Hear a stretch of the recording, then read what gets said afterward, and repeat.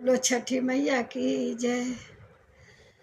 कोई से मैं चली महादेव, छठी मैया दरबार, छठी मैया दरबार।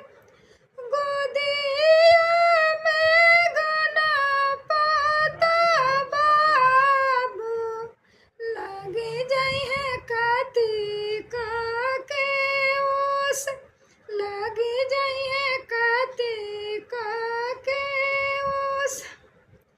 कोई से मैं चली महादेव, छठी मैया दरबार, छठी मैया दरबार।